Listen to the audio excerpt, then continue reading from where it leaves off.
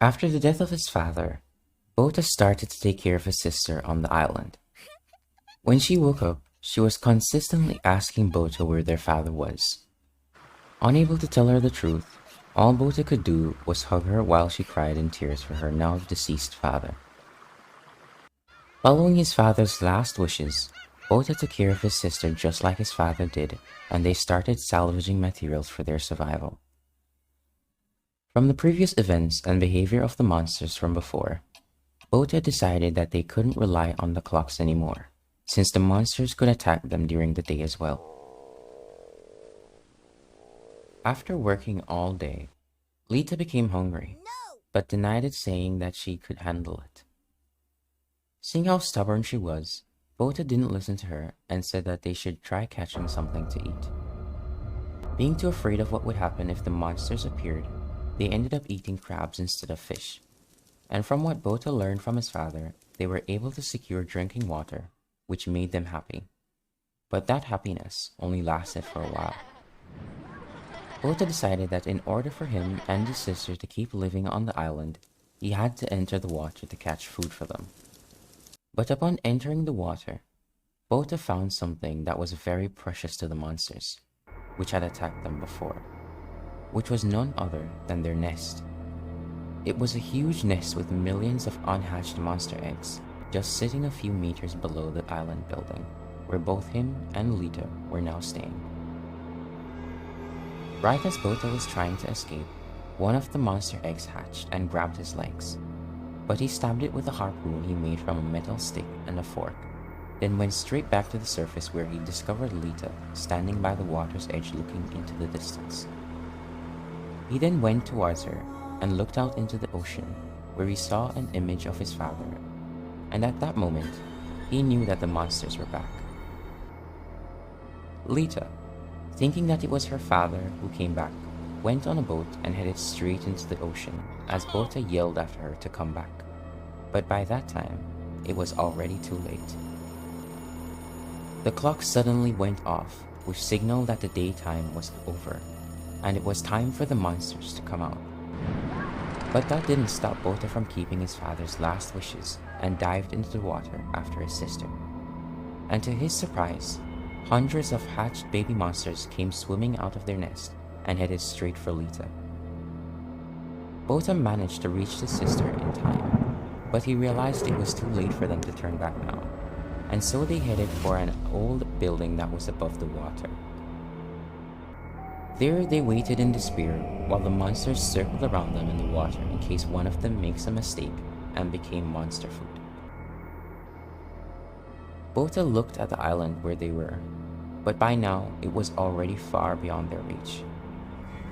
Just being hatched, the monsters below them were starving and were growing very impatient, so they started to bang their heads against the old piece of building.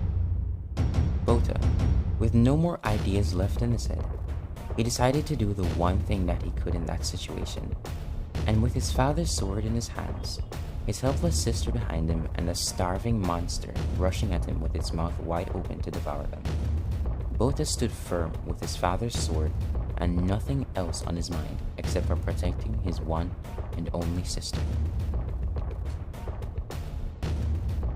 Mustering up the courage, Bota lounged forward at the monster and sliced it in half as it fell back into the ocean and cried in pain.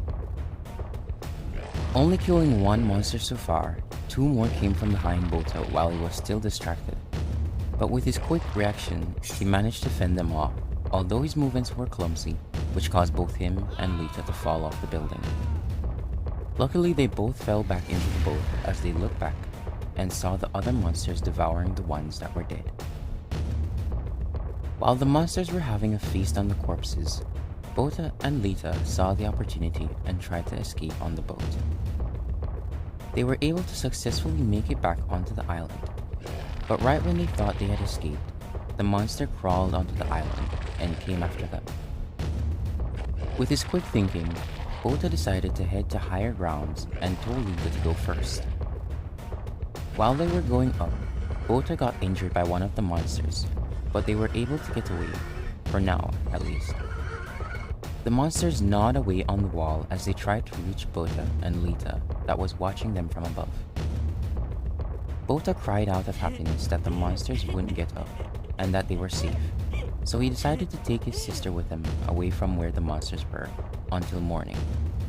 But they didn't even get the chance to relax as an old friend of Bota appeared to repay his debt, which was the monster he had stabbed while he was diving. The monster grabbed Bota and was about to eat him. But right then, Lita took up a piece of steel and stabbed the monster in its other eye, which resulted in the monster shifting its attention from Bota to Lita. Lita then cried for her brother. Seeing his sister in danger, Bota used the fuel he had found inside the building to get the creature's attention. He then threw the fuel inside its mouth after dodging its attack. Using his sword to create sparks, he lit the fuel on fire, which caused the monster to go up in flames. While trying to get away, the last explosive that was left in the box fell out, and with the fire blazing, it exploded, sinking the island and sending both Bota and his sister into the water, while the debris from the explosion killed most of the monster eggs below the water. Lita and Bota survived the explosion, but with their only saving grace being blown away a few moments ago, leaving them stranded on what's left of it. With nowhere to hide, the monsters crept up on them as more and more of them came out of the ocean to enjoy their meal. While trying to defend himself and save his sister, Bota tried everything, but there was just too many as he prayed and hoped that someone would save them. But with luck on his side, his prayers were answered as a harpoon was thrown and killed the monster that was trying to eat him. With flowing white hair, an eye patch, and 2 blades strapped to her back, a mysterious woman came sailing on a board to their rescue. Bota was both happy and surprised to see that there were other humans alive in this submerged world overrun by man-eating sea creatures. With the appearance of a more dangerous human, the monsters focused all their attention on the woman that had just appeared, as they rushed towards her at full speed. Not being fazed by the situation at all, as she was severely outnumbered by the monsters, the woman took what seemed like a gun from her back and started shooting harpoons at the monsters, which caused them to change their method of attacking and head underneath the water.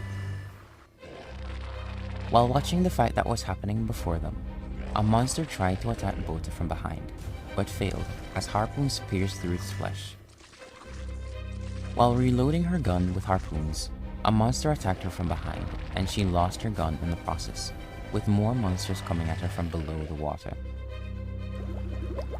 Now taking the fight more seriously, and with nothing else to use, she decided to use the swords on her back. She sailed towards the monsters on her board and sliced them into pieces with ease.